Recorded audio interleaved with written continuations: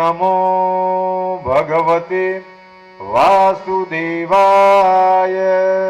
ઓમ નમો ભગવતે વાસુદેવાય. ઓમ નમો ભગવતે વાસુદેવાય. ઓમ નમો ભગવતે વાસુદેવાય. ઓમ નમો ભગવતે વાસુદેવાય. ઓમ નમો ભગવતે વાસુદેવાય. ઓમ નમો ભગવતે વાસુદેવાય. ઓમ નમો ભગવતે વાસુદેવાય. ઓમ નમો ભગવતે વાસુદેવાય. ઓમ નમો ભગવતે વાસુદેવાય. ઓમ નમઃ શિવાય. ઓમ નમઃ શિવાય. ઓમ નમઃ શિવાય. ઓમ નમઃ શિવાય. ઓમ નમઃ શિવાય. ઓમ નમઃ શિવાય. ઓમ નમઃ શિવાય. ઓમ નમઃ શિવાય. ઓમ નમઃ શિવાય. ઓમ નમઃ શિવાય. બોલો હરિ હર ભગવાન કી જય. તો એ હરિહર પરમાત્માને હાથ ભાવે પ્રાર્થના કરી કે હે પ્રભુ, આ ફૂલોની ગાદીઓ પર આવીને તમે વિરાજમાન થજો અને બધા જ ભક્તોને આ કથા અને કીર્તનના માધ્યમથી પરમાનંદની અનુભૂતિ થાય એવી હે દયાળુ પ્રભુ તમે કૃપા કરજો. કારણ કે તમારી કૃપા વિના માણસો તમારું સ્મરણ પણ કરી શકતા નથી. તો ભગવાનને હાથ ભાવે પ્રાર્થના કરીએ કે હે હર, અમારી બધી આધિ વ્યાધિ ઉપાધિઓ શોક પાપ અને સંતાપને પણ તમે હરી લેજો. કારણ કે હે દયાળુ પ્રભુ તમે સમર્થ છે. તો હવે પછી કથાનો પ્રારંભ થાય. કારણ કે બધા જ દેવોને આપણે વિરાજમાન કર્યા છે અને કથાનું પહેલા મંગળાચરણ. તો આપણે જે આ આચરણ કર્યું, કોઈ પણ કાર્યની પ્રણાલી આ છે કે આ તમે કરે પછીથી જે કામ કરે એ બધું મંગલ જ થાય. પછી તે ભક્તોનું અમંગળ થતું નથી. જેમ બહાર તાપ લાગે પણ ઝાડ નીચે આવી જાય તો એ તાપ તેને હાનિ કરી શકતો નથી. એવી જ રીતે આ સંસાર સાગરના આપણને બધાને તાપ લાગે પણ માણસો ભગવાનનું સ્મરણ કરે કે ભગવાનના ચરણમાં બેસી જાય તો એને પણ તાપ લાગી શકતો નથી. આ સંસારનો તાપ નહીં લાગે. તો એ હરિહર પ્રભુને બધા જ દેવોને આપણે પ્રાર્થના કરીએ કે હે પ્રભુ, અમે બધા અબૂધ બાળકો છે, અમને કોઈ પણ વાતનું જ્ઞાન નથી, પણ જ્યારે તમારી કૃપા થાય તો મૂંગો પણ બોલતો થાય. તો હે દયાળુ, આ જીવનની અંદર તમારી તો કોઈ ઓકાતો પણ નથી, પણ કંઈક ને કંઈક તમારા નામનો પ્રભાવ, તમારા નામની કૃપાઓ કે અમારા જેવા અબૂધ બાળકો આવા ગુરુજીઓના આશીર્વાદથી આને વ્યાસપીઠ કદાચ આપણે નહીં ગઈએ પણ કદાચ એક ઊંચું આસન, કારણ કે વ્યાસપીઠ પર બેહવાના પણ અધિકારીઓ નથી, એમ તો બોલવાના પણ અધિકારીઓ નથી, પણ જ્યારે એક સદગુરુ જ્યારે સિક્કો મારે તો તમને ને મને એક નિમિત્ત બનીને, કારણ કે એ દાભોલકરજીને એ સાંઈ બાબાએ જ્યારે આ ચરિત્ર લખવાની પ્રેરણા આપી તો ત્યારે એટલું જરૂર કહ્યું છે કે તું તો ખાલી એક નિમિત્ત માત્ર છે.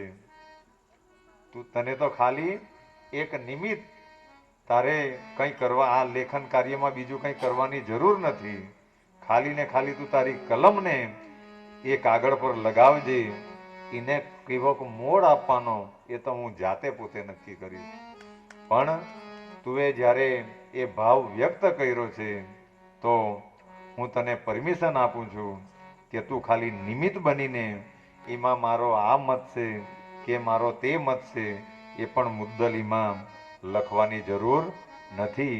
પણ કથા સાંભળવા પહેલાં, ડ્રાઇવિંગ શીખવા પહેલાં એના નીતિ નિયમોને આપણે બધાએ જાણવું પડે કે ભગવાનની કથા શું છે, એને કેવી નીતિ નિયમોથી સંભળાય, એ પારાયણનું મહત્વ શું છે, એ વસ્તુઓ જો આપણે નહીં જાણેલી હશે એટલે ઘણીવાર કથાઓની અંદર થાય એવું કે માણસો ગમે તેવી રીતે ઉઠી જાય, ગમે તેમ બેસી જાય, પણ આ કથાના નિયમો નથી.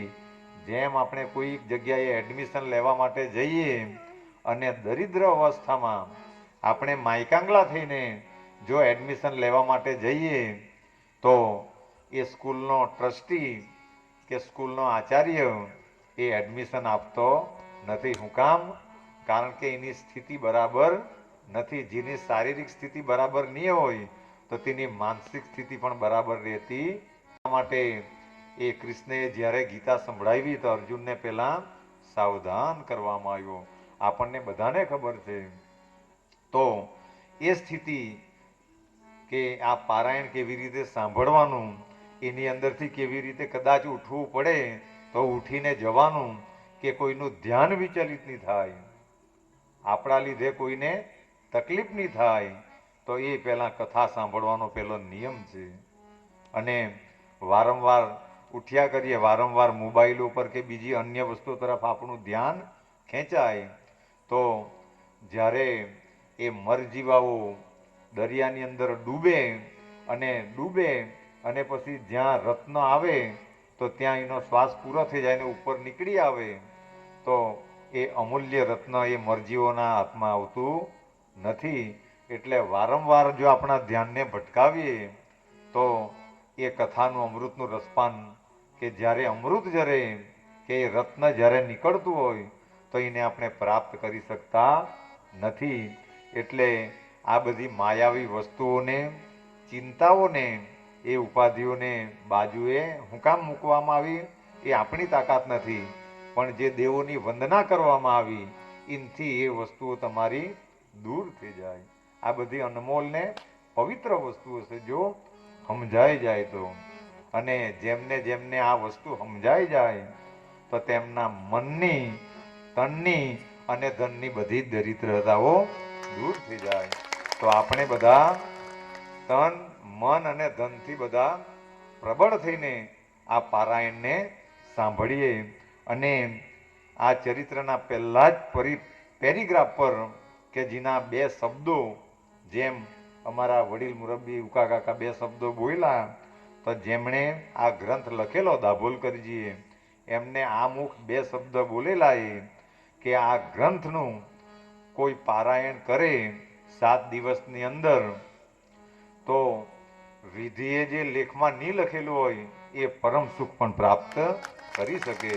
અને એના કેવા કિસ્સાઓ છે જેમણે ખાલી ને ખાલી આવા સમર્થ ડોક્ટરોએ ના પાડી દીધેલી, જેમનો આ સંસારમાં કોઈ જગ્યાએ અત્તપત્તો નહીં હતો અને તેમણે પણ એક સદગુરુએ ચરિત્ર વાંચવાના જવાબ આપેલા તો અશક્યમાંથી પણ શક્ય થયેલું. એટલું સદગુરુના ચરણની, સદગુરુના પારાયણની અંદર એટલી પ્રચંડ શક્તિ છે કે જે શ્રદ્ધાથી, એટલા માટે તો દત્ત ચરિત્ર જેને કહેવાય ગુરુ પારાયણ, તમે આજે પણ એ ગાણગાપુરની અંદર જાય તો એ મોટા વટવૃક્ષ કે જેને કલ્પવૃક્ષ કહેવાય, જે ઔદુંબરનું ઝાડ, એને નીચે દત્ત ભગવાનની જ્યાં પાવન ભૂમિ છે, દત્ત ભગવાનનો ત્રીજો અવતાર નૃસિંહ સરસ્વતીજી જ્યાં વિરાજમાન છે, ત્યાં આજે પણ આવા મંડપની અંદર બધા બેસીને ગુરુચરિત્રનું પારાયણ એ કરોડપતિઓ પણ શાંત મુદ્રામાં બેસીને કર્યા કરે.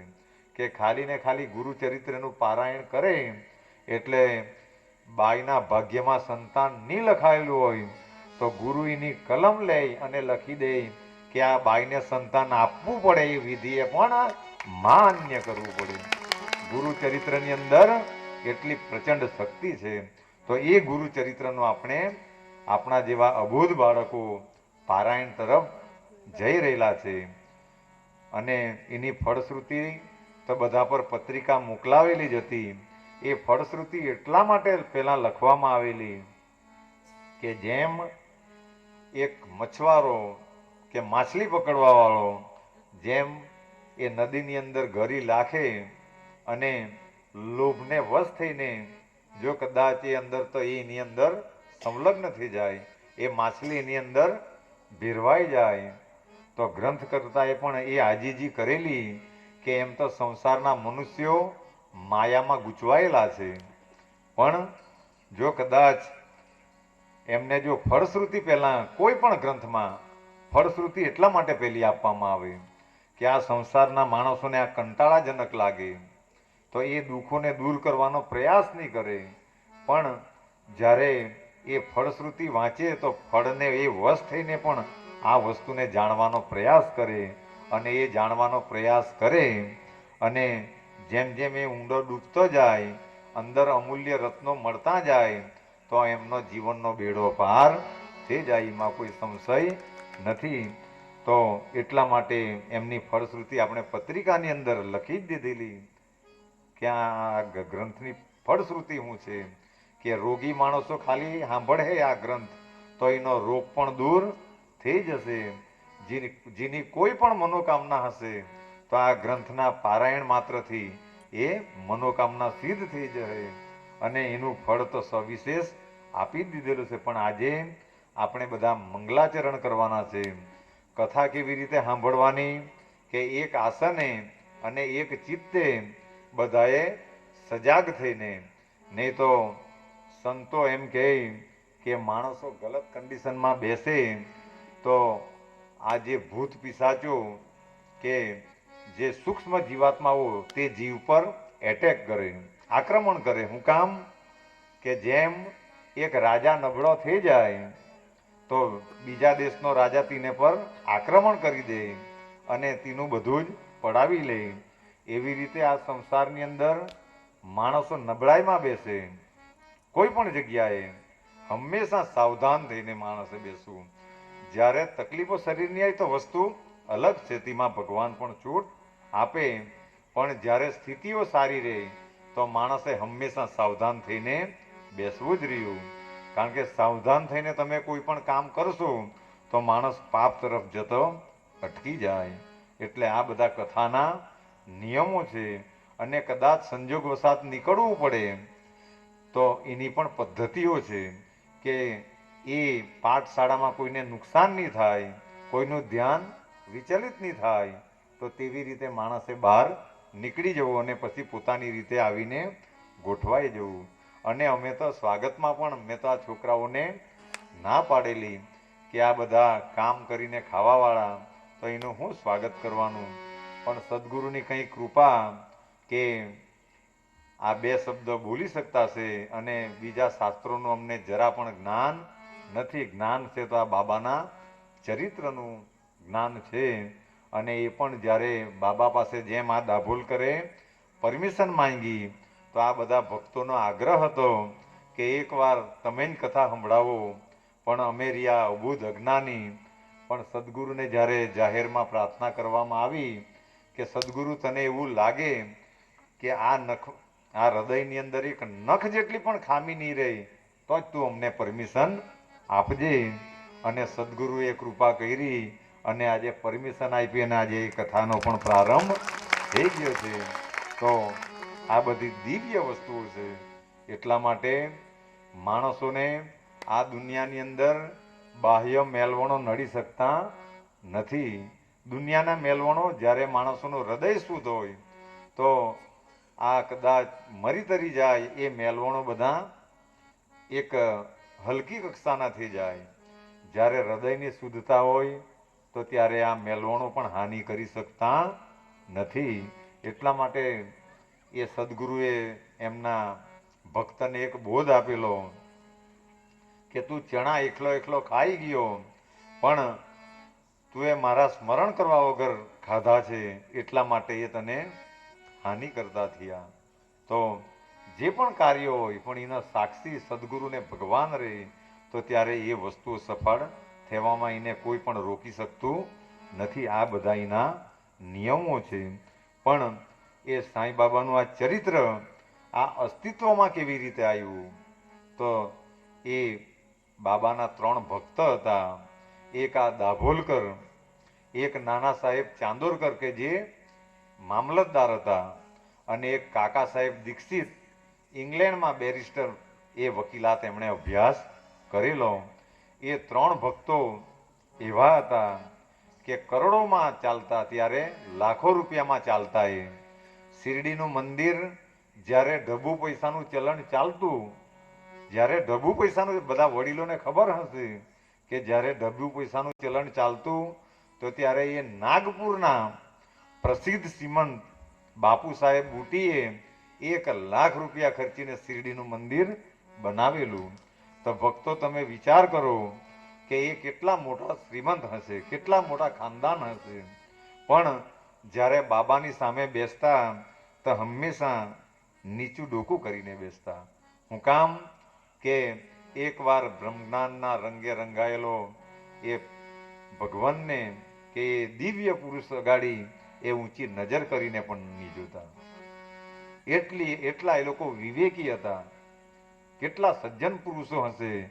અને ત્યાં જે આપણા જેવા, અમારા જેવા કાચા મનના હતા, તે સાંઈ બાબા જોડે ગમે તેવી દુવિધાઓ કરતા, ગમે તેમ તીને કહેતા. પણ આ 3 સજ્જન વ્યક્તિઓ એવા હતા કે હંમેશા બાબા પાસે બેસતા તો નીચી ડોકી કરીને. અને બાબા ખાલી એક આજ્ઞા કરતા કે કાકા સાહેબ દીક્ષિતને એમ કહ્યું કે ચાલ ઉઠ અને આ બકરાને હલાલ કર. જુઓ, એ દીક્ષિત એટલે બ્રાહ્મણમાં આવે, પણ જ્યાં સદગુરુની આજ્ઞા થઈ કે ચાલ ઉઠ અને આને આ બકરાને હલાલ કરી લાખ, એક પણ ક્ષણનો વિચાર કરવા વગર એમણે, એ બ્રાહ્મણ હતો તો એમણે એ વિચાર નહીં કર્યો કે મારે એમાં વિલંબ કરવો જોઈએ. તરત જ એ છોરો લઈને હાથ ઊંચો કરીને બકરાને કાપવા માટે તૈયાર થઈ ગયો. પણ તરત જ બાબાએ એમને રોક્યો કે ઊભી રે, બ્રાહ્મણ થઈને બકરો કાપે તને શરમ નહીં આવે? તને પાપ લાગે? તો ત્યારે એ કાકા સાહેબ દીક્ષિતે બહુ સરસ જવાબ આપ્યો કે હે સદગુરુ રાયા, અમે પાપ શું છે અને પુણ્ય શું છે એની સાથે અમારી કોઈ લેવા દેવા નહીં મળે, પણ તું એ આજ્ઞા આપી એટલે અમારે બકરોની તમે જે કહે તે અમે કાપી નાખ્યું. તો એ 1 નંબરનો શિષ્ય તીને 1 નંબરનો શિષ્ય કહેવાય. શિષ્યોનું વર્ગીકરણ પણ જેમ જેમ અધ્યાયો ચાલતા જાય તેમ તેમ આ આખા કિસ્સાઓ આપણે બધા સાંભળતા જ હોય. તો સદગુરુએ ખાલી આજ્ઞા કરી અને એ બ્રાહ્મણ હોવા છતાં પણ એ છરો લઈને તૈયાર થઈ ગયા. તો ત્યારે બાબાએ એને એટલા આશીર્વાદ આપ્યા કે તું તો 100% સોનું છે. કારણ કે સદગુરુના ઈશારા પર જે કામ કરે તે સાચો શિષ્ય કહેવાય. અને એ શિષ્યોના વર્ગીકરણમાં એક બીજો શિષ્યનું આવ્યું કે સદગુરુ કહે અને પછી કરે. સદગુરુએ કહેવું પડે ને પછી કરે તો એ બીજા નંબરનો શિષ્ય. અને સદગુરુ કહ્યા કરે અને સાંભળે નહીં ને ઉલટા સદગુરુ હે પાછા એ કદાચ દબાણી કરે તો એ 3જા નંબરનો 3rd ક્લાસ શિષ્ય. એટલે નક્કી આપણે કરવાનું કે આપણે કયા નંબરમાં આવીએ, આપણે આ વર્ગીકરણમાં આપણે કયા નંબરના શિષ્યો છે. જેનો જે પણ સદગુરુ હોય, કારણ કે આ દુનિયાની અંદર સાંઈ બાબાએ બહુ સરસ એ વાક્ય આપેલું, એ સોનેરી વાક્ય આખા જગતને આપેલું કે સબકા માલિક એક. જે પણ સદગુરુ હોય, પણ શિષ્ય જ્યારે જાગૃત હોય તો સદગુરુ ખાલી એક નજર કરે એટલે શિષ્યને ખબર પડી જાય કે હું માંગતો છું. એટલા એક્ટિવ રહેવું જોઈએ. નહીં તો ઘણી વાર દ્રશ્ય જોવામાં આવે કે બધા કે દીપ પ્રાગટ્યમાં ઉઠો ને બધા એકબીજા મોડા જોઈ, તો એ બધાએ જાગૃતિ રાખવું પડે. એક ઈશારો થયો તે કોઈ પણ જગ્યાએ, નિશાળમાં આપણે ભણતા હોય, માસ્તર એમ કે ભાઈ આ લાવ, એ બોલે એ પહેલા માણસે ઘે લાગવું જોઈએ. તો તે શિષ્ય જીવનમાં કંઈક ને કંઈક ગુરુજીનું નામ ઉજળું કરે. તો આવા શિષ્યો હોવા જોઈએ ત્યારે એ પરમ તત્વને પામે. એટલે ઘણીવાર થાય એવું કે માણસો બીજી વસ્તુ તો કરવામાં ઠીક છે, પણ ઉઠવામાં પણ બધા લેટ થઈ જાય. મારીને તમારી વિટમણાઓ શું છે કે જ્યાં સુધી માણસો જલ્દી ઉઠતા નહીં થશે. જો આ કથા બહુ શાંતિથી સાંભળતા હશે, બહુ સારી વાત છે, પણ આમાંથી અમારા જેવા ઘણા બી હશે કે બધા 8 વાગે ને એવા ઉઠે, 8 અને 9 વાગે ઉઠે. એ 8 અને 9 વાગે ઉઠે એટલે પહેલા તો એનું લોહીનું પરિભ્રમણ થતા એને 2-5 મિનિટ લાગે. એટલે પથારીમાં બેસીને પહેલા વિચારો કરે અને પછી જઈ તઈ કદાચ દાંતણ હાથમાં આવે, એની આખી ક્રિયા ત્યાંથી લેટ થતી જાય. એટલા માટે આવા સદગુરુઓ કહે કે જે જાગે તે કંઈ ને કંઈ પામે અને જે સૂતા રહે તે પછી બધી વસ્તુઓને ખોઈ દે. એટલા માટે જાગૃતિ એ રાખવાની કે માણસે બ્રહ્મ મુહૂર્તની અંદર સવારે ઉઠી જ જવું જોઈએ.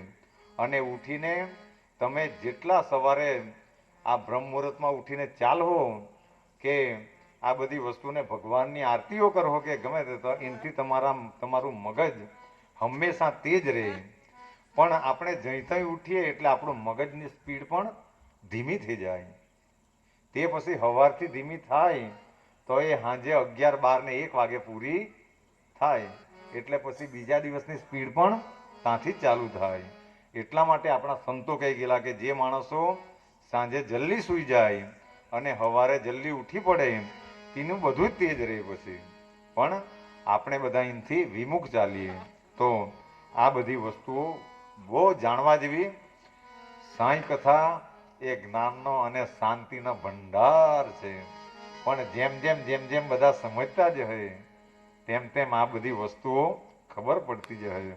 તો એવા સદભક્તો હતા, તો એમના બાબાના સંપર્કમાં આવેલા અને એ કાકા સાહેબ દીક્ષિત એ બેરિસ્ટર થવા ગયેલા અને એ ઇંગ્લેન્ડથી જ્યારે આવ્યા તો ત્યારે એમને શિરડીમાં જેમ ચકલીને પગે દોરો બાંધીને આપણે આમ ખેંચી લાવીએ એવા જ એને ઇંગ્લેન્ડથી ખેંચી લાવ્યા. અને બાબાએ એટલું કહ્યું કે આવ્યો તો તું હમણાં આવ્યો, ક્યારથી કેટલા વર્ષોથી તારી રાહ જોઉં અને બોલાવીને તું આવ્યો તો આજે આવ્યો. પણ એ જ કાકા સાહેબ દીક્ષિત એક સમયે ઇંગ્લેન્ડની અંદર બહુ મોટો મહારાજાનો કેસ જીતીને આવેલા. એ રાજાનો કેસ જીતીને આવેલા એટલે આખી બેગ ભરીને પૈસા લઈ આવેલા. બધા ધ્યાનથી સાંભળજો. એ આખી બેગ લઈને જ્યારે પૈસા આવ્યા, બોમ્બેની અંદર ઉતર્યા અને ગાડીની અંદર એ મનમાળ ઉતરીને પછીથી જેવા દ્વારકા માઈમાં ગયા તો ભક્તો દ્વારકા માઈની અંદર બધા બેસેલા આવતા ભક્તો સાથે. અને એ પૈસાની બેગ બાબાના ચરણમાં એ કાકા સાહેબ દીક્ષિતે અર્પણ કરી દીધી કે બાબા આ તમારા ચરણમાં અર્પણ. બાબાને ખબર હતી કે આની અંદર પૈસા છે અને એ કારણ કે એ તો અંતર્યામી હતા, બ્રહ્માંડના નાયક હતા. એટલે એમને ખબર જ હતી કે આની અંદર ઘણા પૈસા છે. પણ આવી વિશાળ મેદની બેસેલી હતી. એમણે બેગ ખોઈલી, એમણે એ બેગને ખોઈલી અને એ બધા જ પૈસા બધાને વેચી આવ્યા, બધાને આપી દીધા કે આ તારા સામા, આ તારા બધા એના બધા ભક્તો હતા. સામા, કાકા સાહેબ દીક્ષિત, નાના સાહેબ ચાંદોરકર, પાર્વતીબાઈ સપકાણીકર, એવા બધા સદભક્તો બાબાના હતા કે હંમેશા શિરડીમાં સેવાઓ કરતા. તો બધાને બાબાએ પૈસા વેચી આપ્યા. એ પૈસા વેચી આપ્યા અને પછી પેટી ખાલી થઈ ગઈ. અને પછી એ કાકા સાહેબ દીક્ષિત બાજુ એમણે જોયું અને મોઢા પરથી માર્ક કર્યું અને પછી એમ કહી દીધું કે કાકા તું પાસ થઈ ગયો. તો કાકાએ એમ કહ્યું કે કેમ બાબા મેં પાસ થઈ ગયો એમ તમે કહ્યું? તો ત્યારે બાબાએ એને બહુ સરસ જવાબ આપ્યો કે તું મહેનત મજૂરી કરીને એ કેસ જીતીને એ પૈસાને લાવ્યો અને સદગુરુને અર્પણ કરી દીધા, મને અર્પણ કરી દીધા, પણ મેં આ બધાને આપી દીધા તો તારી અંદર એક નખ જેટલો પણ સંશય નહીં આવ્યો. એટલા માટે તું પાસ થઈ ગયો. એટલે કોઈ પણ વસ્તુ એકવાર સદગુરુને અર્પણ થાય પછી એની અંદર આપણો હક રહેતો નથી. એકવાર સદગુરુને અર્પણ થઈ ગયા પછીથી આ દેહ પર આપણો હક રહેતો નથી. તો આ શરણાનંદજી નામ પણ આવી જ રીતે કંઈક આપવામાં આવેલું કે 3 નામો બાબાના ચરણમાં મૂક્યા અને આ કથાની અંદર અમારા નામો કદાચ આવે ને ફોટાઓ આવે એ સદગુરુને પસંદમાં નહીં આવે, એટલા માટે આને પૂછીને આ કાર્યશૈલીને અગાડી વધવાની દીધેલી. એટલા માટે બાબા તું જે નામ આપે તે અમને મંજૂર છે. અને જ્યારે ઉઠાવવામાં આવ્યું તો શરણાનંદજી નામ આવ્યું અને એટલા માટે અમને પણ ગમ્યું કે આના ચરણમાં આટલા વર્ષથી આના શરણમાં થઈ ગયેલા. હવે મારે તો પણ તું, જીવાડે તો પણ તું, અને આ દેહને જેવી રીતે તું કરવાનો હોય તેવી રીતે કરાવે તો તું. આ દુનિયાના મોહો હવે અમને નથી, પણ હવે તું જીવાડી કે મારે, પણ તું આ કથા કરાવી તો એ અમારા માટે ખૂબ સદભાગ્યની વાત છે. અને ત્રીજા ભક્ત રહ્યા નાના સાહેબ ચાંદોરકર. એ નાના સાહેબ ચાંદોરકર જે તે સમયે દાણુના મામલતદાર હતા. એમ તો કથાઓ તો જયંતિભાઈએ મને એમ કહ્યું કે બધી તૈયારી કરી રાખી. એમાં શું તૈયારી કરવાની, કથા હૃદયમાંથી પ્રગટ થવું જોઈએ. એની કોઈ પણ તૈયારી કરવાની આવતી નથી. એ તો જેમ જેમ સદગુરુની કૃપા થાય તેમ તેમ એની અંદરથી નીકળ્યા જ કરે. તો એ નાના સાહેબ ચાંદોરકર, એમનો ઇતિહાસ પણ બહુ લાંબો છે, પણ એ પણ બાબાના સંપર્કમાં આવ્યા. એ બાબાના સંપર્કમાં આવ્યા અને પછીથી તમારે બહુ મોટા કામો કરવાના છે. જેમ અમારા સદગુરુએ અમારા માટે કહેલું એમ બાબાએ પણ આ 3 ભક્તોને નિમેલા. તો નાના સાહેબ ચાંદોરકરને બીજા અન્ય કામો હોય કે આ એરિયાની અંદર ધર્મનો પ્રચાર કર, દાસગણોને હોય. નાના સાહેબ ચાંદોરકરને બીજા વિશેષ કામો સોંપ્યા અને આ દાભોલકરને આ ચરિત્ર લખવાની પ્રેરણા કરી બાબાએ. તો અને પ્રેરણા કરી તો એમાં શું કહેવામાં આવ્યું તે બધા ધ્યાન દઈને સાંભળજો. કે આ કથા લખે એનો તો તું ખાલી એક નિમિત્ત માત્ર છું. એની આખા ચરિત્રનો ઓપ જેને આકાર કહેવાય એ તો મેં આપા. એટલે આનો આવો મત છે, આનો આવો મત છે, એ પણ તું જાણવાનો પ્રયાસ તારે કરવાની જરૂર નથી. જેવી મેં તને પ્રેરણા કરું પણ એના લીધે તારે મને સર્વ રીતે સમર્પણ થઈ જવું પડે. જે આપણે સમર્પણ ભાવના કરી કે અમે આખા જ તમારા ચરણમાં અર્પણ થઈ ગયેલા, એવી રીતે સમર્પણ ભાવના રાખવી પડે. તો તારા અંદરનો અહમ નાશ પામે. અને અહમ નાશ પામે. જો આજે આપણને કોઈ પણ જગ્યાએ આપણે ટકતા શું કામ નહીં મળે? કારણ કે આપણા અહમો નાશ નહીં પામેલા. એટલે આ વસ્તુનો પડદો એ જ્ઞાન આગળ આવી જાય એટલે માણસોને મન જ નહીં થાય બેસવાનું. પહેલાં તો આ વસ્તુમાં આ એકડાને ખબર જ નહીં પડી રહી. પણ એ અહમ જ્યારે દૂર કરવામાં આવે તો ત્યારે આ વસ્તુની સમજ પડતી થાય અને ધીમે ધીમે આ માયાઓ દૂર થાય. સદગુરુ જેમ જેમ કૃપા કરતો થાય તેમ તેમ આ વસ્તુની અંદર સમજ પડતી જાય. જેમ એ છોકરું માસ્તર એકડા ચિતરાવતા એ જો સુધી શીખી જાય તો પછી એને 11 એકા 1 એકા કે 21 એકા એમાં કોઈ પણ વાંધો આવતો પણ એને પહેલાં 1 થી 99 સુધીના 1 થી 100 સુધીના એકડા આવડવું જોઈએ. ત્યારે જ એ પછી આગળ વધી શકે. એટલે આ મૂળ પાયો જો બધા નહીં જાણે એટલે ઘણીવાર કથાકારો કથા જ ડાયરેક્ટ શરૂઆત કરી દે. પણ જે મંગલાચરણ જેને કહેવાય, હજુ તો મંગલાચરણના શબ્દો બાકી છે. આ તો ખાલી આપણે ગણપતિ વંદના કરી, હનુમાન દાદાને બોલાવ્યા, એ હરિહરને બોલાવ્યા.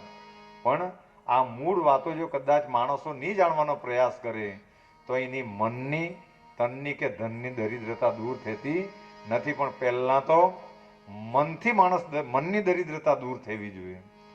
માણસનું મન દરિદ્ર હે તો ધન એના પર કરોડો રૂપિયા પણ હશે તો એ અર્થ વગરનું થઈ જાય. તો એ મનની દરિદ્રતા દૂર થાય એના માટેની આ કથા છે.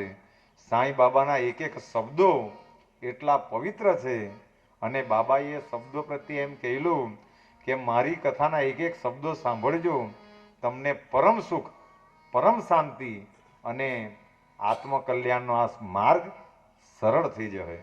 ખાલી સદગુરુના વચન પર જે ભરોસો રાખે તો આ માર્ગ બહુ હેલો છે. જુઓ, એમ તો આ જિંદગી જેવી બહુ હેલી છે, પણ આપણે બધા જે ની જાણવાનું, જેને પર માયા નહીં રાખવાની તેને પર માયા રાખીને બેહેલા છે, અને જેને પર માયા રાખવાની તેને પર માયા રાખતા નથી. એટલા માટે આપણને આ વસ્તુ બહુ ભારી લાગે. પણ જે માણસો સદગુરુનું કે ભગવાનનું ચરણું પકડે, ભગવાનની ભક્તિ કરે, તો જેમ બાઈઓ કૂવામાં પાણી ભરવા જાય, પહેલાં, આજે તો બધી બહુ વ્યસ્તાઓ થઈ ગઈ, પણ પહેલાં બાઈઓ કૂવામાંથી પાણી કાઢતી એ ગરગડી દ્વારા, તો એ બેડું કૂવામાં આપણે અંદર પાણી ભરાઈ જાય અને જ્યાં સુધી એ બુડેલું રહે ત્યાં સુધી એ ટચલી આંગળીથી પણ ઊંચું નીચું કરી શકે. પણ જેવું એ બુડેલામાંથી બહાર નીકળે એટલે એનો વજન લાગતો થઈ જાય. બધાને ખબર છે કે બહાર નીકળી જાય પાણીથી એટલા માટે એનો વજન લાગતો થઈ જાય. પણ જ્યાં સુધી પાણીમાં બોડેલું છે ત્યાં સુધી એને આપણે ગમે એવી મોટી વસ્તુને પણ ઊંચે નીચે કરી શકીએ. એવી જ રીતે આ સંસારની અંદર માણસો ભક્તિમાં બુડેલા રહે, ભગવાનની ભક્તિ કરતા રહે, ત્યાં સુધી આ સંસારમાં બધી જ રીતે હલકા રહે. પણ માયા તરફ જાય એટલે બધી જ વસ્તુ એને ભારી લાગે. આ મૂળ સ્થિતિ. જુઓ, આ કથા થયા કરતી છે, પણ આ કથા આધ્યાત્મિક શૈલીમાં છે. અહીંયા સંગીતો જો કદાચ વધારે વાગ્યા કરે તો આ મૂળ, આ જેને મૂળ જ્ઞાન કહેવાય એ બધાના મગજ સુધી જાય નહીં.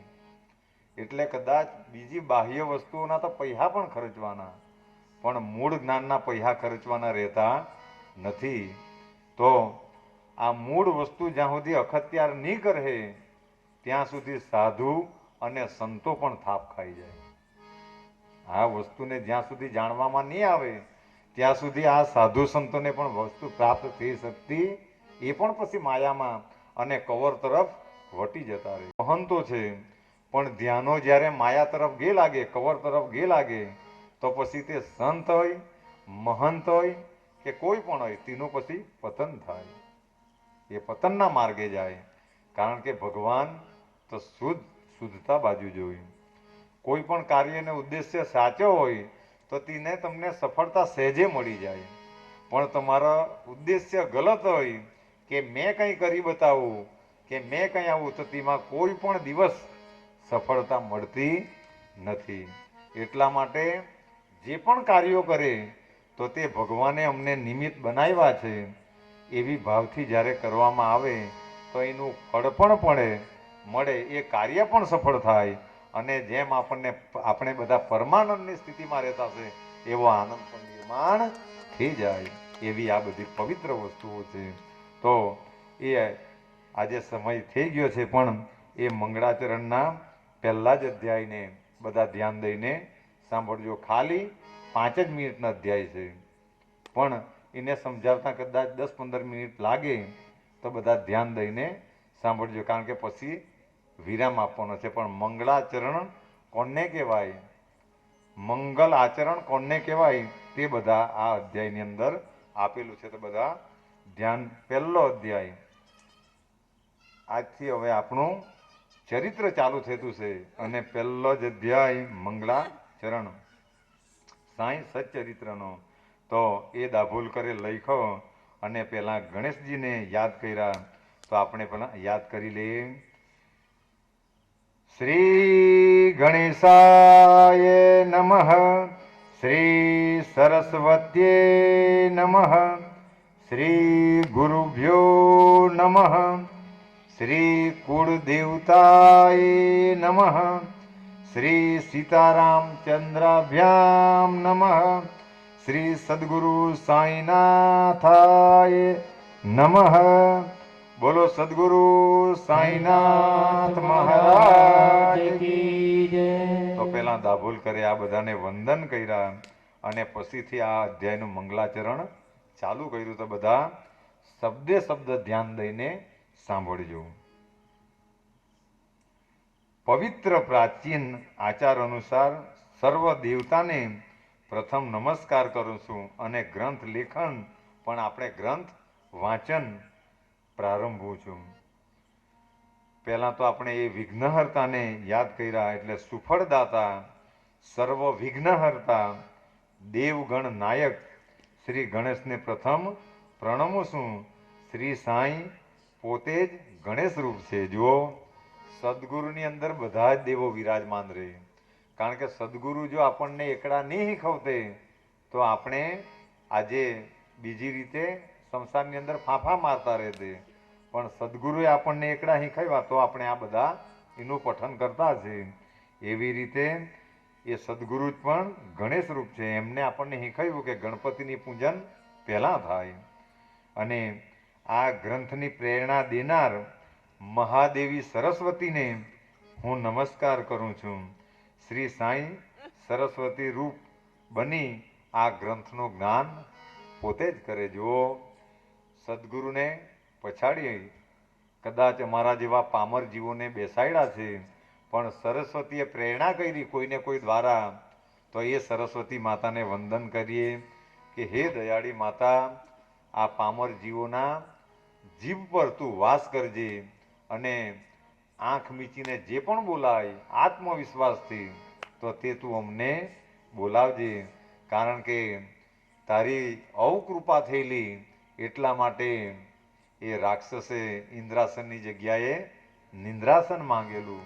એ કુંભકર્ણએ બોલવા ઇન્દ્રાસન ગયેલો, પણ તારી હે સરસ્વતી માતા તારી અવકૃપા હતી એટલા માટે એને નિંદ્રાસન પ્રાપ્ત થયેલું. તો હે દયાળી માતા, કાં આ જીવની આવી પરિસ્થિતિ નહીં થાય તો હે દયાળી માતા એનું તું ધ્યાન રાખજે અને આ બાળક પર કૃપા કરજે અને આ મુખમાં આ જીભ પર તું વાસ કરજે. એવી તમારા ચરણમાં હે સરસ્વતી માતા તમારા ચરણમાં પ્રાર્થના.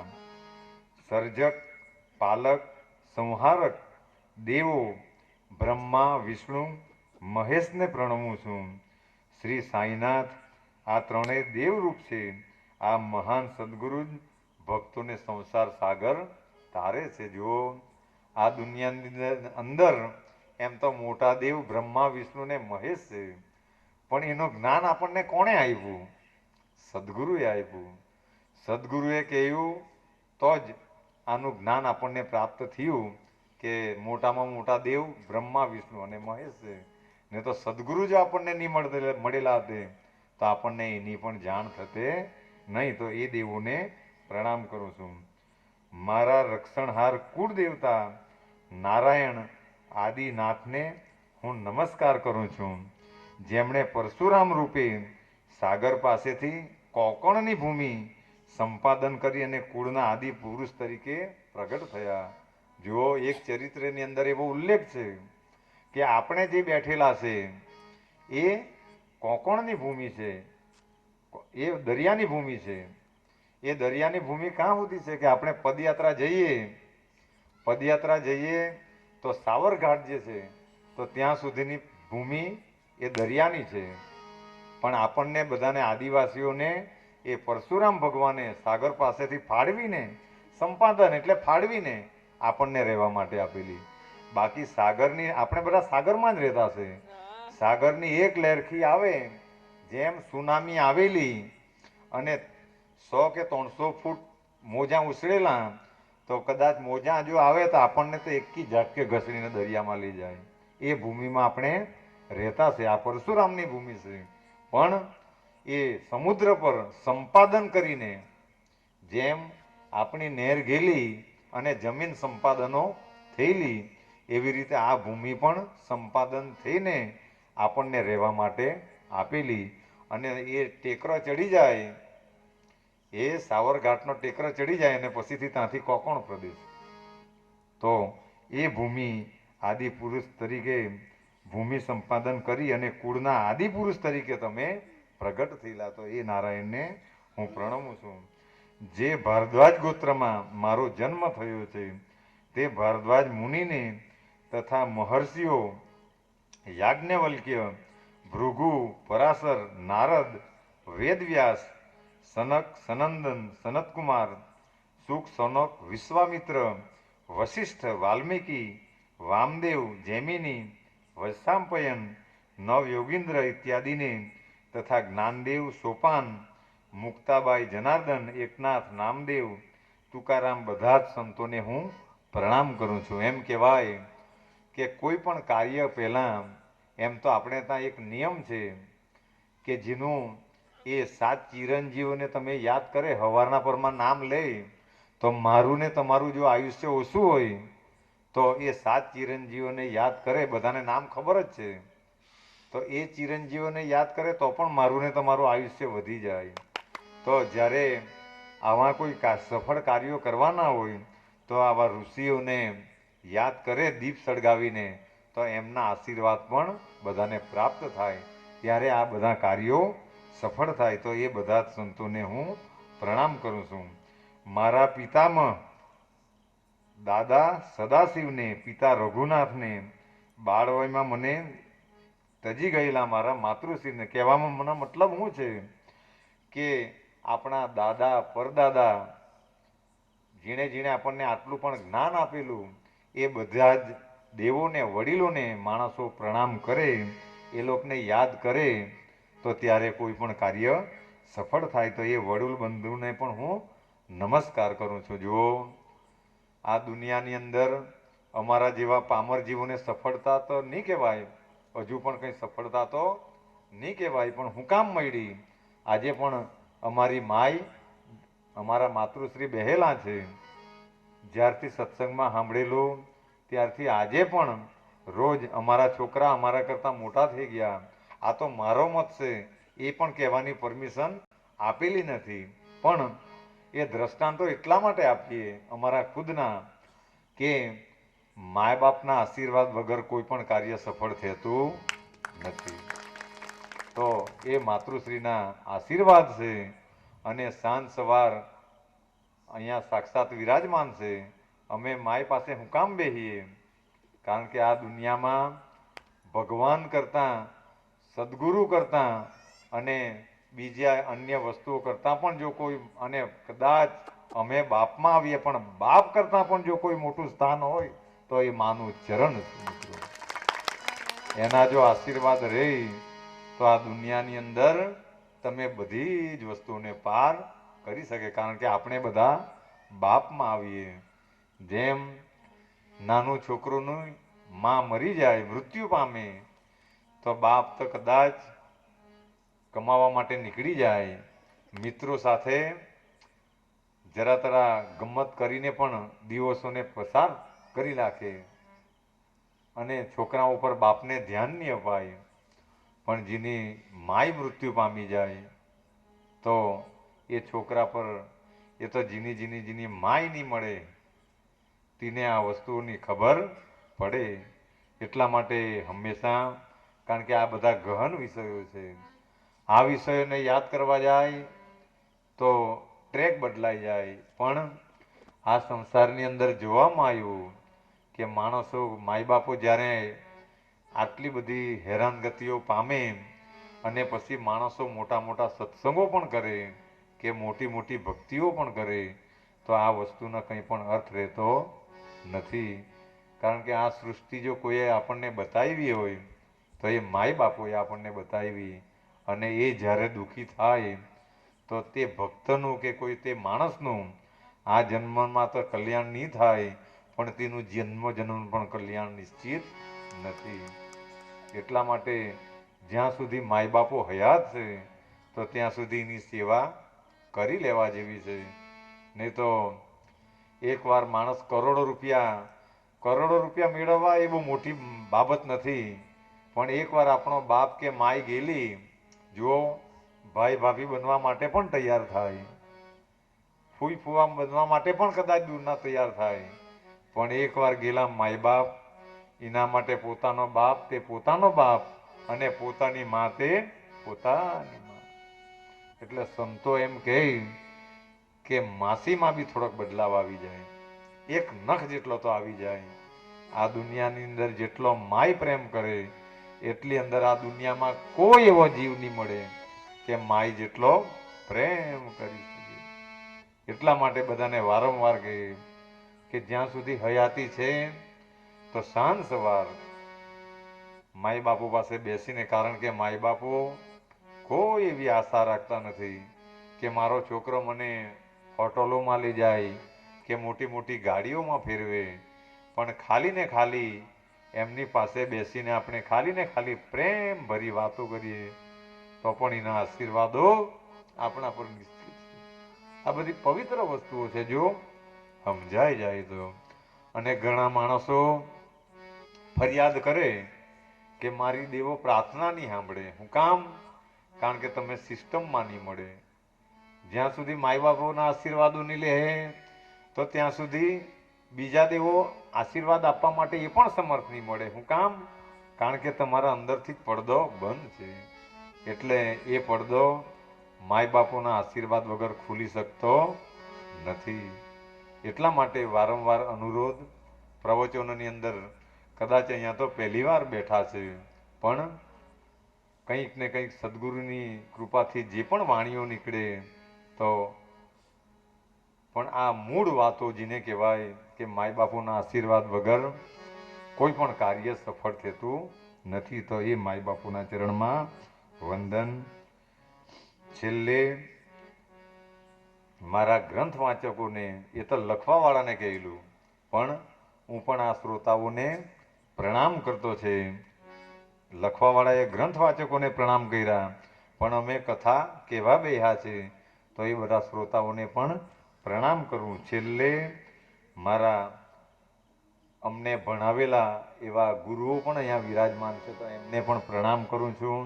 અમારા વડીલ મુરબ્બીઓ કે જેમને અમને ટકોર કરેલી ધર્મ તરફ, મારા અહીંયા બધા જ મિત્રો પણ છે. નામ લેવા જાય તો સમય આપણો થઈ ગયેલો છે, પણ બધા જ દિલના મિત્રો છે. અહીંયા એક એક સેવા કરેલા બધા જ સદમિત્રો છે. નાના બાળકોથી લઈને સાંઈધામ સાથે બધા જ જોડાયેલા બધા જ ભક્તજનોને હું વંદન કરું છું કે જેમના ભાવથી, જેમની કૃપાઓથી આ કથા સફળ થાય એવી બધા ભક્તોના ચરણમાં પ્રાર્થના કરું છું. જે સર્વ જીવોમાં ઈશ્વરનો વાસ છે તેમને હું સર્વને પ્રણવું છું. અને પછીથી અહીંથી હવે આ કથાનો પ્રારંભ થાય. આટલી વસ્તુ આ ગ્રંથ કરતા એ કરી અને પછીથી આ ગ્રંથ લખવાનો ચાલુ થયો. તો આ ગ્રંથ કરતા આ દાભોલકર એ શિરડીની અંદર 1910માં એ દાભોલકર શિરડી પહોંચ્યો. કોઈક જગ્યાએથી એમને સાંઈ બાબાની આ નાના સાહેબ ચાંદોરકર જોડે એમની મિત્રતા હતી બોમ્બેની અંદર, અને એમણે સાંઈ બાબાનું વર્ણન કરેલું કે શિરડીની અંદર એક ઓલિયો છે, એ અહમદનગર જિલ્લામાં કોપરગાંવ તાલુકામાં શિરડી નામનો એ ગામ છે, એની અંદર એક ઓલિયો સાંઈ બાબા છે. અને એમની બધી લીલાઓ એમણે વર્ણન કરી. તો એ દાભોલકરને પણ 1910ની સાલમાં, જો એ દાભોલકર 1910માં ત્યાં ગયો અને 8 વર્ષ બાબાનું સાનિધ્ય એમને મળ્યું. ખાલી 8 વર્ષ. 1918માં તો બાબાએ સમાધિ લીધી. એટલે એ 8 વર્ષની અંદર એમણે બાબાની બધી જ લીલાઓ નજરો નજર નિહાળી, અને જે પહેલા લીલાઓ થઈ ગયેલી તે બધા ભક્તોને મળ્યા, એ ગ્રંથને એકત્ર કર્યો, એક એક લીલાઓ લખાઈ, અને પછીથી આ ગ્રંથને એમણે અસ્તિત્વમાં લાવ્યા. અને જેનો આજે આપણે બધા પાઠ કરી રહ્યા છે. તો એ દાભોલકર જ્યારે 1910ની અંદર સવારમાં એ દ્વારકા માઈમાં ગયો અને બાબા એક કોથળો પાથરીને, જુઓ બાબા કેટલા નમ્ર ને દયાળુ હતા. એ કેટલા કામ કરતા હતા કે એ ગુણપાતનો કોથળો પાથરીને ઘંટી ઠીક કર્યા કરતો હતો. બધા ધ્યાન આપજો. સવારની પરમાં દ્વારકા માઈમાં આ ભક્ત પહોંચ્યો દાભોલકર, અને દ્વારકા માઈની અંદર જોયું તો બાબા એ કોથળો સરખો કર્યા કરતા હતા, જેને પર સૂતેલા હતા. જો આટલો સમર્થ હતો, આખી દુનિયાનું વિઘ્ન શિરડીથી તાળી કાઢે, પણ એમની નમ્રતા જુઓ કે નીચે હોવે, અને એ ઉઠીને ઘઉં દળવાની તૈયારી કર્યા કરતો હતો. બધા ધ્યાન આપજો, કથા હવે પ્રારંભ થાય. કે એ ઘઉં દળવા માટે ઘંટીના પડ હરખા કર્યા કરતો હતો. અને બાબા માટે તો એમ કહેવાય કે જાતે પોતે બજારમાં ખરીદી લાવીને જાતે પોતે ચૂલા પર રાંધીને બધાને ભક્તોને ખવડાવતો હતો. અને એ દ્વારકા માઈને ત્યારે લીપણવાળી હતી, તો જાતે પોતે જ ગાર ખૂંદીને લીપતો હતો. તો વિચાર કરો કે કેટલો નમ્ર ને કેટલી એમાં દયા ભાવના હતી, કેવી સ્થિતિ હતી હે, ને કેવોક જેની સાથે એ બધા સંકળાયેલા એ કેટલા સદભાગી હતા હશે. તો એ જ્યારે ઘઉં દળવાની તૈયારી કરતો હતો તો ત્યાં એમણે ઘઉં દળવાનું ચાલુ કર્યું, પણ એટલી વારમાં 2-3 બાઈઓ ત્યાં આવી ગઈ. 2-3 બાઈઓ આવી, પણ એ બાઈઓ થોડીક લોભી હતી. એમને એમ થયું કે બાબા ઘઉં દળવા માટે બેઠા, એ ઘઉં દળવા માટે બેઠા, પણ એને તો બૈરી પોઈરા તો મળે નહીં, તો એ કરવાનો શું હોય? એટલે ત્યારે ખાવાના બહુ સાસા હતા, એટલે એમણે એમ વિચાર કર્યો કે અમે દળી આપીએ અને પછી થોડું થોડું લઈ લઈએ. જો આવી લોભ બુદ્ધિ બધાને જાગે કે કોઈક જગ્યાએ આવી વસ્તુ થતી હોય તો ત્યાં આપણને પણ લેવાનું મન થઈ જાય, તેમ આ બાઈઓને પણ લેવાનું મન થઈ ગયું. પણ જ્યારે આ બાઈઓ દળવા લાગી, વિચાર ખાલી આ લોકોને આવ્યો, પણ એ લોકો દળવા લાગી તો ગીત ગાતા ગાતા દળવા લાગી. જો આ એક નિયમ છે કે આજે પણ તમે બગદાણાની અંદર જાય તો દ્રશ્ય નિહાળે તો તમને આનંદ થાય કે બધી બાઈઓ ચોખા સાફ કરવા પીપળા નીચે ને આંબા નીચે બેસે એ મંદિરના પરિસરમાં, તો રામના નામની ધૂન ગાતી ગાતી સરસ બાઈઓ એ અનાજને સાફ કરે, તો એની અંદર બધા ભાવો આવે. પણ આપણે વાળી બાઈઓ સાફ કરે તો થોડોક ફરક પડી જાય. એટલે એ કંઈ અન્ય વસ્તુનું કદાચ સ્મરણ કરે, એટલા માટે એ કદાચ બીજી જાતના ગુણો આપણી અંદર ઉતરી જાય. એમ તો હવે એ વાતો તો બધાને ખબર જ છે, હાનું સ્મરણ થાય છે. તો પણ જ્યારે આપણે પણ અહીંયા કદાચ બધા ચોખા સાફ કરવા આવે, અનાજ સાફ કરવા આવે, તો આવી બાઈઓ ભક્તિ કરતાં કરતાં જો કદાચ આ અનાજને સાફ કરે અને રસોઈવાળા ભગવાનનું નામ લેતા લેતા કદાચ બનાવે, તો એ પ્રસાદ સ્વાદિષ્ટ પણ બને અને બધાની અંદર સારા વિચારો પણ ઉતરી જાય. પણ મારીને તમારી વિટમણા એ છે કે આપણે કોઈ પણ દિવસ સારી છે એમ તો આપણા અહીંયા તો બધા પાઠો કરીને એનું અમૃત રેડે. જુઓ આ બહુ સારી વસ્તુ છે કે આપણે અહીંયા જે પ્રસાદ બને તો વિષ્ણુ સહસ્ત્રના પાઠ થાય અને એ જળને પ્રસાદમાં રેડે. એટલા માટે આજ સુધી કોઈ પણ દિવસની પ્રસાદ ગઈતો અને એની અંદરથી સ્વાદ ગઈતો, તો એકવાર આખી રસોડાની ટીમને પણ આપણે તાળીઓથી વધાવીએ અને એકવાર આ ભજનોની અને સેવાદળની ટીમને પણ વધાવીએ. કારણ કે આ ટીમ એટલી સારી, આ બધી ટીમો એટલી સારી છે, યંગ લોકોની ટીમ છે. આ બધા જુવાનિયાઓ છે, એટલે જુવાનિયા ચાહે તે કરે. એટલા માટે આ લોકોની જવાની આવતા વર્ષે સદાવ્રત ચાલુ થવાની, આવતા વર્ષે સદાવ્રત ચાલુ થવાનું. તો આની અંદર જેમણે આ જુવાનિયાઓએ ટેકો કર્યો તો એ લોકોની જુવાની સાર્થક થઈ ગઈ. એટલા માટે જ્યાં ત્યાં પ્રવચનોની અંદર અમારે એ ગીતને ગાવું પડે કે ઉન આંખों का हंसना भी क्या, जिन आंखों में पानी न हो, उन आंखों का हंसना भी क्या, जिन आंखों में पानी न हो, वो जवानी जवानी नहीं, जिसकी कोई कहानी न हो, वो कहानी नहीं. आंसू है खुशी की लड़ी, साईं भजले घड़ी दो घड़ी. તો આ જુવાનિયાઓએ એ લોકોની જુવાની સાર્થક કરી, તો એકવાર બધા ભક્તો વતી એ લોકોને પણ તાળીઓથી વધાવીએ. કારણ કે એક યુવાન જ્યારે નિશ્ચય કરે કે મારે આ કરવું છે, તો આ દુનિયાની કોઈ પણ તાકાત એને રોકી શકતી નથી, પણ સાથે ગુરુ કૃપા હોવી જરૂરી.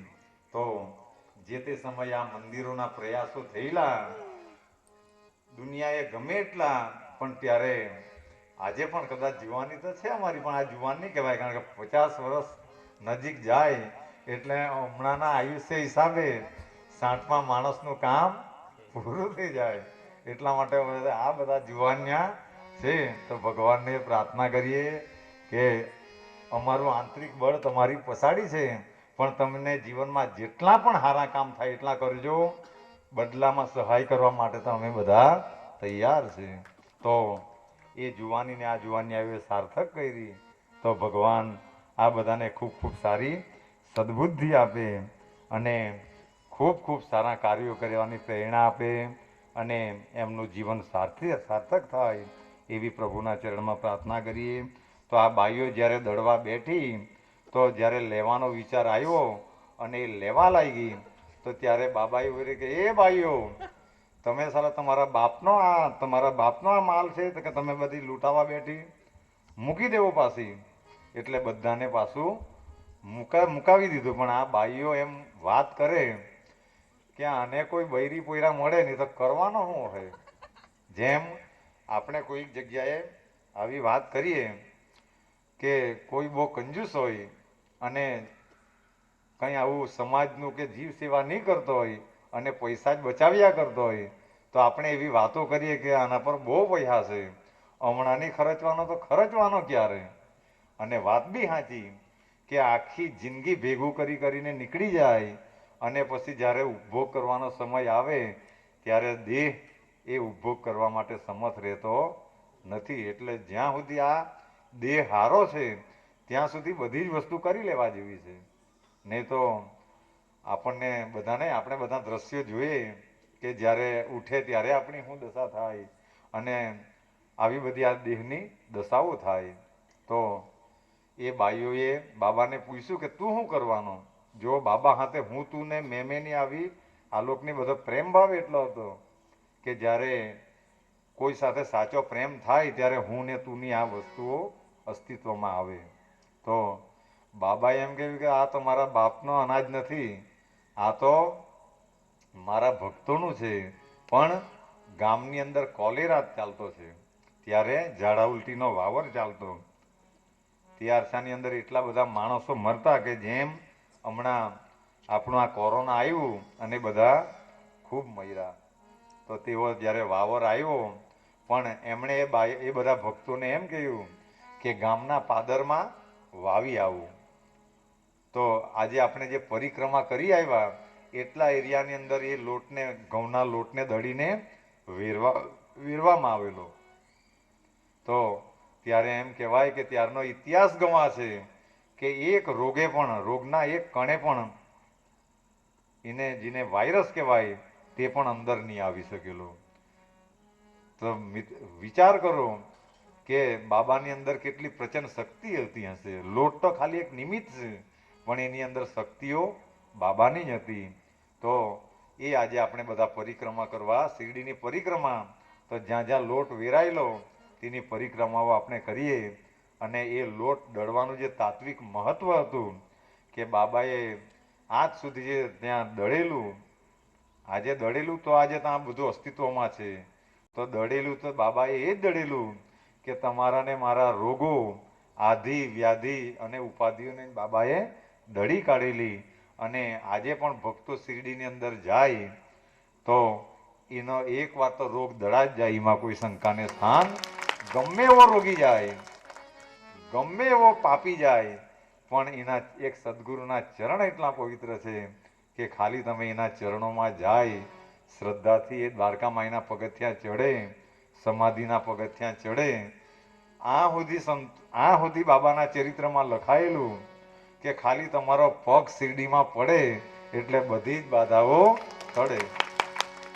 તો એ લીલા બાબાએ શિરડીની અંદર તો આનું તાત્વિક દળવાનું મહત્વ આ થાય કે આપણા રોગો, પાપ, તાપ, સંતાપ બધું દળાઈ જાય અને શિરડીમાં જઈને માણસનો ભાગ્યનો ઉદય થાય અને પછીથી માણસ સુખ શાંતિ તરફ જાય.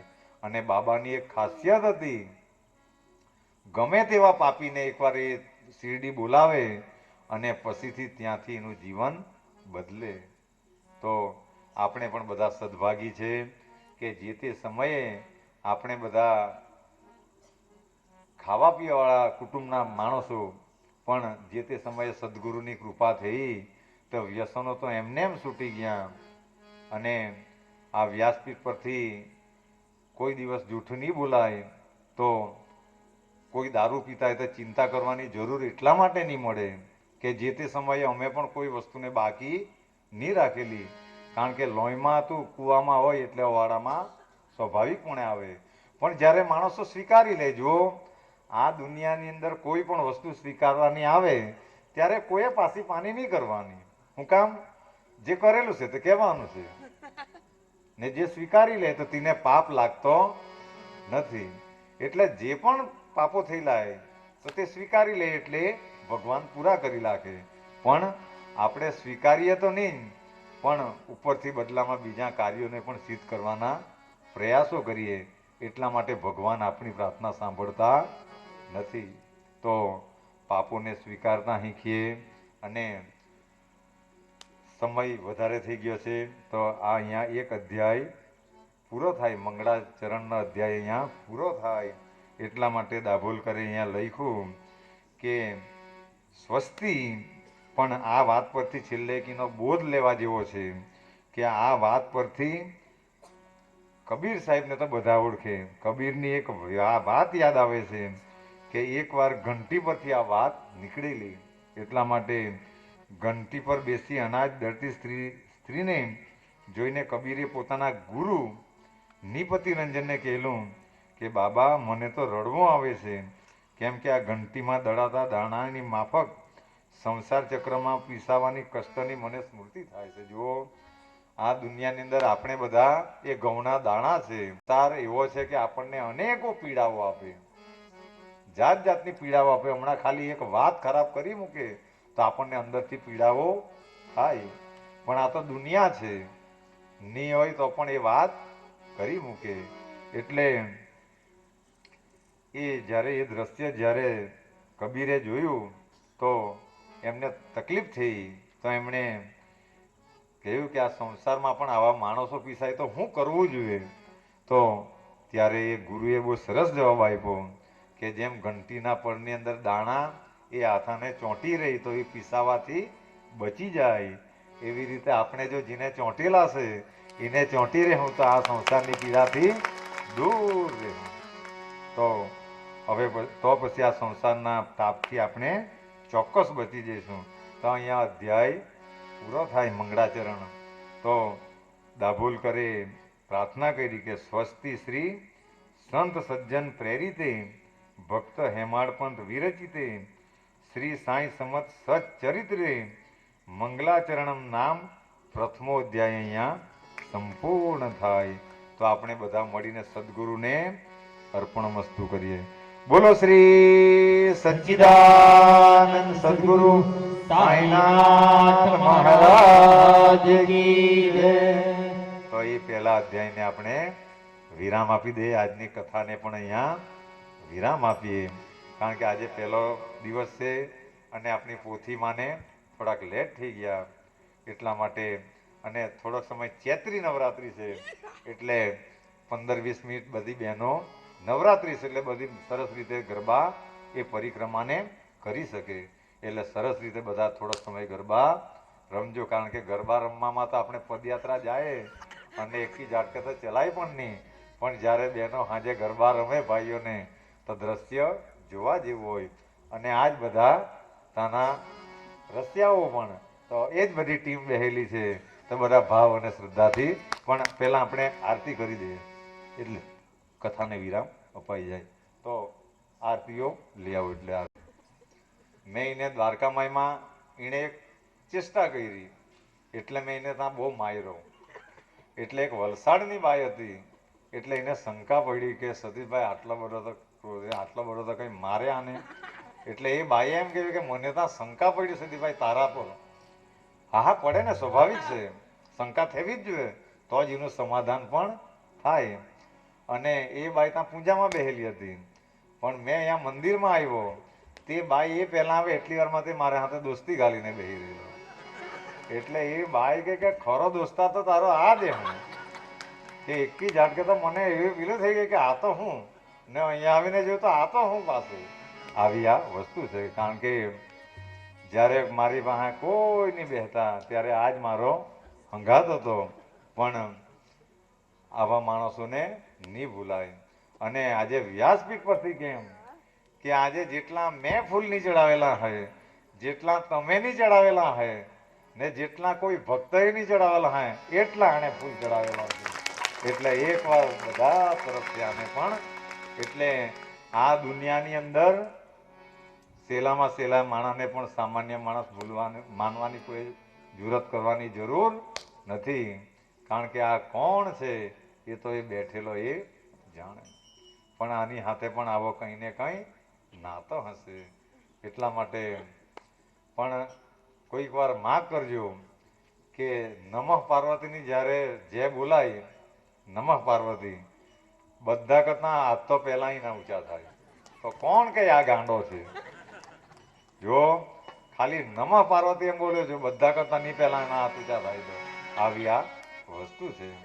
એટલા માટે સંતોએ કીધું કોઈને પણ સામાન્ય સમજવાની ભૂલ કોઈએ કરવાની જરૂર નથી. તો આરતીજીની પણ ઈચ્છા છે.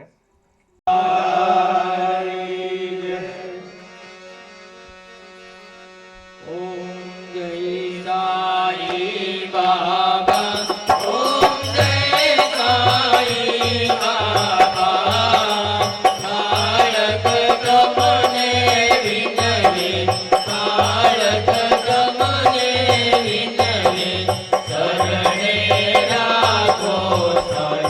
ઓમ જય સાઈ બાબા, ભવયા ખામા ભટકી ભટકી તમ શરણે આવ્યા, સાઈ તમ શરણે આવ્યા. માર્ગ યમને દેખાડો, માર્ગ યમને દેખાડો, હાથ જાલીને સાઈ. ઓમ જય સાઈ બાબા, સદબુદ્ધિ આપીને દુઃખડા દૂર કરો, સાઈ દુઃખડા દૂર કરો. તમે તો સતચિત આનંદ, તમે તો સતચિત આનંદ, તમે ગુરુ તો સંત. ઓમ જય સાઈ બાબા, તમે પિતા છો, તમે જ માતા, તમે જ સર્વ સાઈ. ઓમ તમે જ સર્વ સાઈ. ગુરુવારનો વ્રત કરતા, ગુરુવારનો વ્રત કરતા વિજતા બાબા સાઈ. ઓમ જય સાઈ બાબા, ભક્ત જ્યોતિ વિનવે, સાંભળજો શ્રી સાઈ. ઓમ સાંભળજો શ્રી સાઈ. દયા સદા વરસાવો, દયા સદા વરસાવો, કૃપા કરજો સાઈ. ઓમ જય સાઈ બાબા, સાઈ બાબા, ઓમ જય સાઈ બાબા. બાળક તમને વિનવે, બાળક તમને વિનવે, શરણે રાખો સાઈ. ઓમ જય સાઈ બાબા, ઓમ જય સાઈ બાબા, ઓમ જય સાઈ બાબા. કપૂર ગૌરમ કરુણાવતારમ, સંસાર સારમ વૃંદગેન્દ્રહારમ, સદા વસંતમ હૃદયારવિંદે, ભવં ભવાની સહિતં નમામિ. મંગલમ ભગવાન વિષ્ણુ, મંગલમ ગરુડધ્વજ, મંગલમ પુંડરીક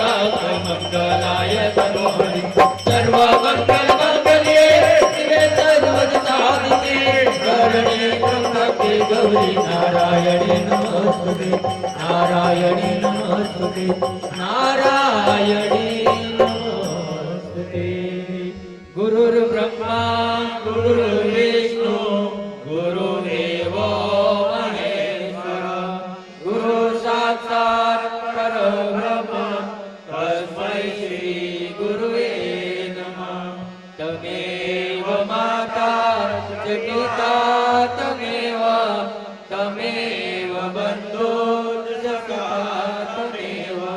तमेव विद्या द्रविणं तमेव सर्व मम देव देव तमेव सर्व मम देव देव ब्रह्मांड नायक राजाधिराज योगिराज परब्रह्मा श्री सच्चिदानंद सद्गुरु साईनाथ महाराज की जय।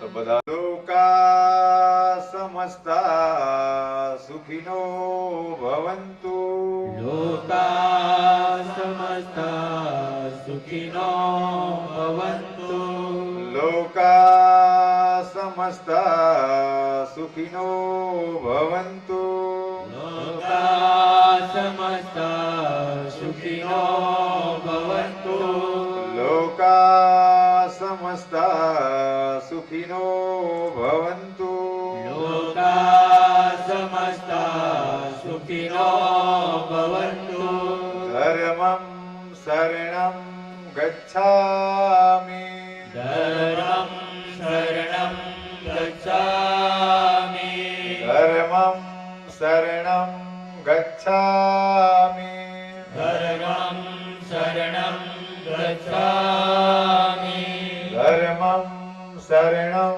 ગચ્છામિ धर्मं शरणं गच्छामि ઓમ शान्ति शान्ति शान्ति તો બધા જ ભક્તો ખાલી 2 મિનિટની અમારા આયોજકો સૂચના આપે ત્યાં સુધી ફક્ત 2 મિનિટ પછી પ્રસાદની જગ્યાએ અને આજે પહેલા જ દિવસે એવો અનુભવ થાય આપણને કે કથા કેવી હોવી જોઈએ. કથામાં આપણે જોઈએ તો ઘણી વખત ગાન વધારે હોય અને કથા આપણે ગાનમાં જ ખપાવતા હોઈએ. એટલે આજની કથામાં જે આપણે ધરાઈને અમૃત રસ પીધો એવો જ કાલે પણ આપણે અમૃત રસ પીવાનો છે.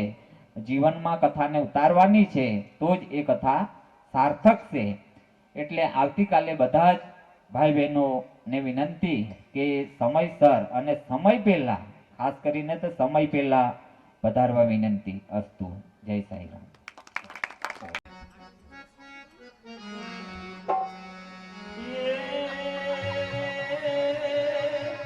હે જગદંબા માતું ભોગણી રે હે જગદંબા માતું ભોગણી અનમાણી જમી કારણી જા પણ અખંડ દીવામાં તોરા બળે હરે રે મારી પર ઘણે આપું તમિયા